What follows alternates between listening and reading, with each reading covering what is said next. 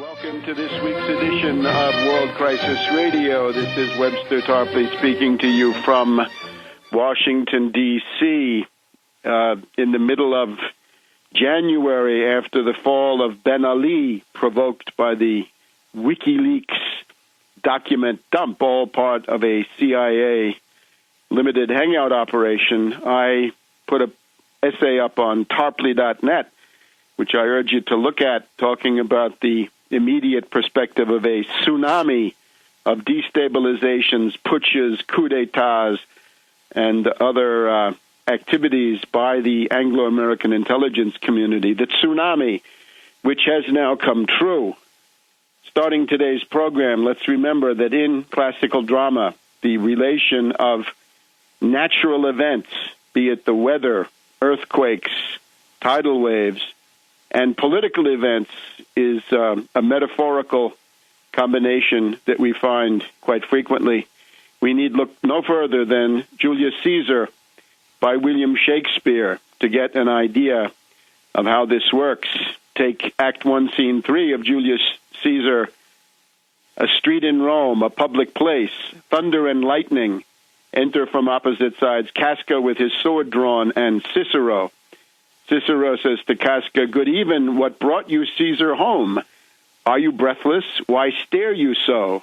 Casca, "Are you not moved when all the sway of earth shakes like a thing unfirm?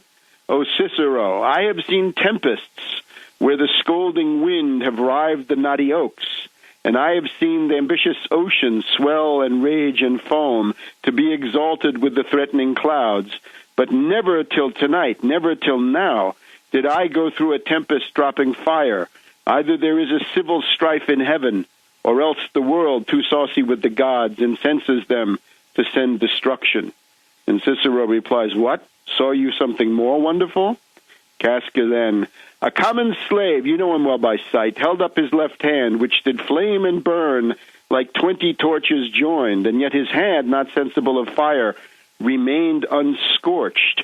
Besides, I have not since put up my sword. Against the Capitol I met a lion who glared at me and went surly by without annoying me.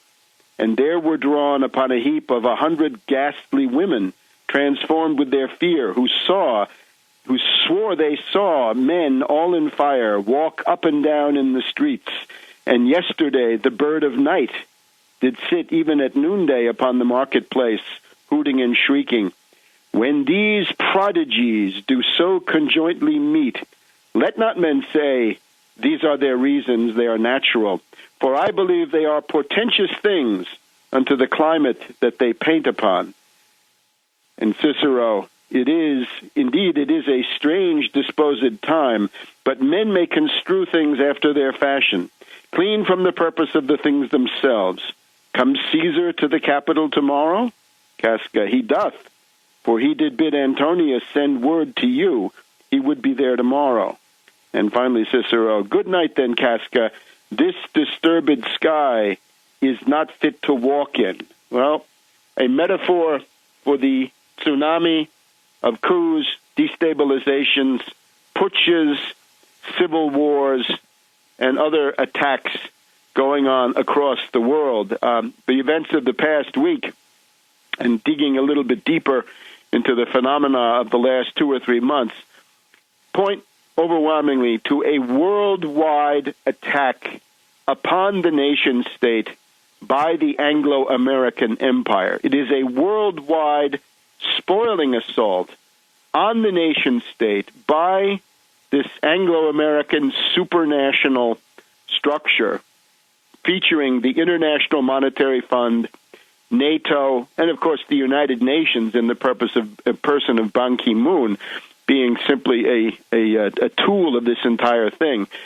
And the goal is to maintain the empire, the Anglo-American one. It's not a global one, it's the Anglo-American one. And the idea that others have an equal seat at the table, I think, are much diluted. It is an Anglo-American financier empire centered on Wall Street and the City of London.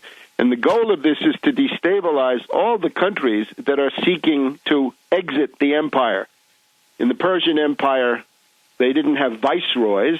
They had satraps, right? In the Spanish Empire, you could be the viceroy of New Granada or the viceroy of Mexico. In the British Empire, you could be the viceroy of India.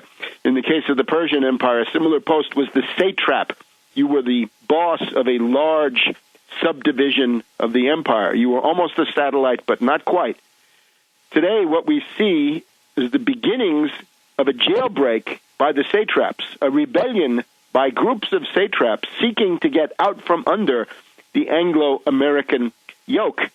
And the only answer coming from London and Washington is, first of all, the irregular forces of Assange, the WikiLeaks, and their destabilization activities. The news this morning, an attack on Indonesia. The latest WikiLeaks document dump accuses the president of Indonesia of bribery and corruption. How long before Langley and MI6 pull out the stops and try to get a color revolution going in Indonesia? The goal of all this is to prevent the current alignment from being replaced by something more rational. And in the process, London and Washington are perfectly happy to have chaos and civil war. And again, the idea is the empire arching far above the IMF, NATO, the UN, and similar institutions, the destruction of the nation state in the middle, and then a crazy quilt of warlords, tiny principalities, subdivisions. We're seeing Libya divided into two parts, Sudan divided into two parts, Yemen divided into two parts, Iraq divided into three parts, Iran a candidate for division into 5 or 6 parts, Pakistan 4 to 5 parts, and so on. China ultimately 25 parts. That would be the warlord era of the 1920s, the partition of the Russian Federation. All of these things are included in the goal of this current assault wave. Just to refresh the analysis we've given in the previous weeks, shortly to be posted on Tarpley.net, who is playing the Iran card among the current U.S.-British satraps? Who has been playing the Iran card? Well, Mubarak of Egypt, opening up direct air links between Cairo and Tehran, refusing to join the U.S.-sponsored Sunni Arab front against the Syrians and the Iranians and Hezbollah and the rejection front people in the Middle East. Lebanon, coming under a government decisively influenced by Hezbollah. Turkey, gravitating enough towards Iran to try to mediate the Iranian nuclear dispute. Bahrain, the royal family, the Al Khalifa family, forbidding the U.S. to use that Fifth Fleet base in Bahrain for purposes of attacking Iran. And, of course, Iraq, Maliki, the pro-Iranian who still remains in power despite the U.S. military occupation of the country. The news this week is that a coup plot, including murder plot, against Maliki has apparently been preempted. So that's the Iran card. The China card. Who's playing the China card? Pakistan, above all, playing the China card. Gaddafi playing the China card, the Russia card, the India card, and the Brazil card to get out from under the domination of the U.S., Britain, and the other NATO states. President Karzai of Afghanistan, 3 to 4 trips to Beijing, a whole series of economic development deals, a severe warning to Karzai this week. A NATO Special Forces raid has killed Karzai's cousin, one of his relatives, one of the people in his clan. And these nighttime Nacht und Nebel raids by NATO, of course, are a terrific bone of contention, as are the Predator drone attacks in northwest Pakistan. We'll get to the Russian card in just a minute, but you get the idea. Mass defections from the empire, the only answer, the overthrow of all competing governments by the U.S. and the British. Back in a minute.